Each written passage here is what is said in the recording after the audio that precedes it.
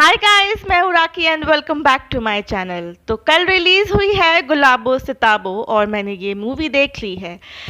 तो इतनी बड़ी स्टार कास्ट के साथ ओटीटी प्लेटफॉर्म पे रिलीज होने वाली आई गेस ये पहली मूवी है। और सबसे पहले इसके नाम के बारे में बात करते हैं कि आखिर गुलाबो सिताबो नाम का मतलब क्या है। तो गुलाबो सिताबो एक्चुअली यूपी के पपेट शो के कैरेक्टर्स हैं। ग्लव पपेट शो होता है जिसमें हाथ पे ग्लव्स पहन के कठपुतली का शो किया जाता है। तो इसके जो कैरेक्टर्स हैं गुलाबो सिताबो वो हमेशा आपस में लड़ते रहते हैं। यानी कि अमिताभ और आयुष्मान को इससे गुलाबो सिताबो के साथ कंपेयर किया गया है क्योंकि ये आपस में हमेशा लड़ते हैं और इनकी नोक झोंक जो है चलती रहती है। अब बात करते हैं मूवी की थीम के बारे में। तो मूवी की थीम है दोस्तों लालच। लालच बुरी बला है और अगर आप ज़्यादा लालच करोगे तो आपके पास जो पहले से है, जो ऑलरेडी है, वो भी आप खो सकते हो। और दूसरी चीज़ ये है कि एक और मैसेज मूवी में दिखाया गया है कि कोई भी चीज़ उसी इंसान के पास शोभा देती है या टिकती है जिस इंसान को उसकी वैल्यू की समझ होती है और उसकी कद्र होती है। तो बात करें मूवी की स्टोरी की तो आपको अभी तक पता चल ही गया होगा। अमिताभ बच्चन यानी कि मिर्ज़ा मकान मालिक है और बहुत ज़्यादा कंजूस है और वो एक हवेली के ओनर है, बट एक्चुअल ओनर नहीं है। एक्चुअल ओनर उनकी वाइफ है। और आयुष्मान खुराना जो है टेनेंट है, जो कि पता नहीं कितने सालों से उनके यहाँ पे सिर्फ 30 रुपए किराया दे के रह रहे हैं। और एक्चुअली मूवी की जो हीरोइन मुझे लगी वो है फातिमा महल, यानी कि वो हवेली। एक्चुअली उस हवेली से हर एक को इश्क है। अमिताभ बच्चन के लालच को देखकर जब आयुष्मान उसे लीचड़ कहते हैं तो वो कहते हैं कि मैं लीचड़ नहीं हूँ, मुझे तो इस हवेली से इश्क है। और उनकी जो वाइफ है फातिमा, उन्हें भी उस हवेली से इश्क है। उन्होंने एक ज़माने में अपने लवर को सिर्फ इस हवेली की वजह से छोड़ दिया था क्योंकि वो उनको लंदन ले जाना चाहते थे और अमिताभ जो है वो घर जमाई बन के रहने को तैयार थे, इसीलिए उन्होंने अमिताभ से शादी कर ली। और अमिताभ ने अपने से 17 साल बड़ी फातिमा से क्यों शादी की, वो भी सिर्फ इस हवेली के लिए कि उनके मरने के बाद वो हवेली उनकी हो जाएगी। आर्कियोलॉजिकल वाले जो है वो भी इस हवेली के पीछे पड़े हुए हैं। उसे अपने वो सरकारी नेशनल हेरिटेज वगैरह घोषित करना चाहते हैं, बल्कि उसके पीछे मकसद कुछ और है। वो किसी पॉलिटिशियन का इन्वॉल्वमेंट है उसमें और वो उसे हथियाना चाहता है। तो हर तरफ से लोग जो है इस हवेली के पीछे पड़े हैं। आयुष्मान जो है वो आर्कियोलॉजिकल वालों को हेल्प कर रहा है इस लालच में कि अगर हवेली उनके हवाले हो जाती है तो मुझे उसके बदले में एक एलआईजी फ्लैट मिलेगा। तो इन्हीं सब के बीच में स्टोरी आगे बढ़ती है। और अच्छी और बुरी बातों की अगर मैं बात करूँ तो परफॉर्मेंस तो डेफिनेटली इसकी नंबर 1 पॉइंट है सबसे पहला, जिसके बारे में बहुत ज़्यादा कुछ कहने की ज़रूरत नहीं है क्योंकि इतने सारे मंझे हुए कलाकार हैं जिनके बारे में मतलब कुछ भी कहने की ज़रूरत ही नहीं है।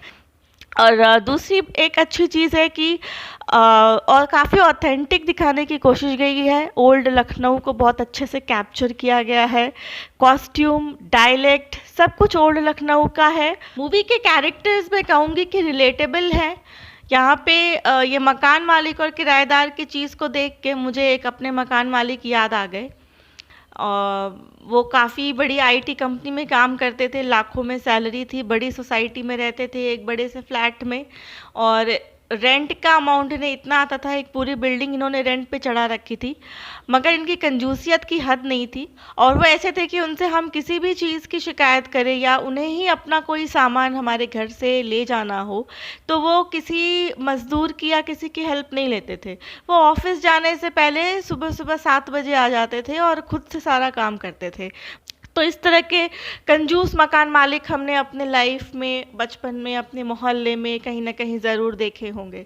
और इस तरह के टेनेंट भी देखे होंगे जो सालों से किराया नहीं बढ़ाते और अपना हक जताते रहते हैं। तो रिलेटेबल कैरेक्टर्स हैं जो आपने शायद देखे होंगे अपनी लाइफ में। और मूवी में कॉमेडी और ज़्यादा हो सकती थी लेकिन उतनी है नहीं, बट कभी-कभी कुछ-कुछ डायलॉग्स और कुछ-कुछ सीन्स जो हैं वो ज़रूर स्टैंड आउट करते हैं। जैसे कि एक सीन में फ़ातिमा कैजुअली पूछती है, मिर्ज़ा हम आपके साथ भागे थे या हमारी शादी हुई थी? तो उन्होंने कहा कि भई बाकायदा शादी हुई थी, मेहर की रस्म मेहर के पैसे दिए थे मैंने। तो उन्होंने कहा कि भागे किसके साथ थे? तो फिर वो बताते हैं कि नहीं आप भागी तो उसके साथ थी। तो ये जो फ़ातिमा का कैरेक्टर ओल्ड लेडी ने किया है, इन्होंने भी बहुत बहुत ह्यूमरस तरीके से किया है और उनको देख के बहुत मज़ा आता है।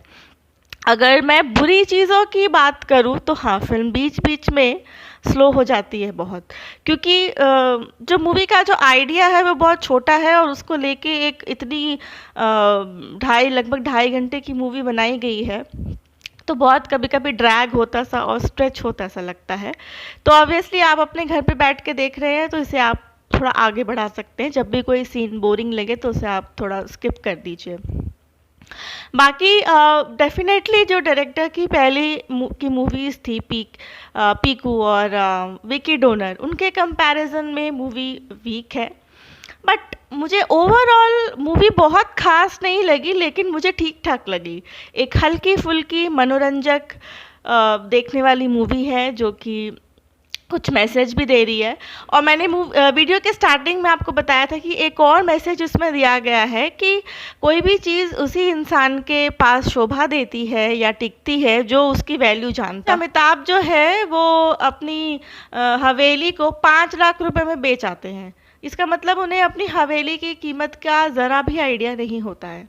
तो मूवी के क्लाइमैक्स में एक सीन दिखाया गया है कि मिर्ज़ा ने जो हवेली की एक कुर्सी थी काफ़ी पुरानी एंटीक, उसे जाके कबाड़ी को 250 में बेच दिया। और वही कुर्सी को एक एंटीक पीस के शॉप में दिखाया गया कि 1,35,000 के टैग के साथ वो कुर्सी पड़ी है। तो जो उसकी कीमत थी वो कुर्सी वहाँ पे पहुँच गई। तो इस तरह के छोटे-छोटे चीज़ों से मैसेज देने की कोशिश की गई है। एंडिंग जो है वो आयरॉनिकल है, सैड है और यही दिखा के एक्चुअली मैसेज दिया गया है। तो मैं तो कहूँगी कि ओवरऑल ठीक-ठाक मूवी है और आप इसे ज़रूर देख सकते हैं।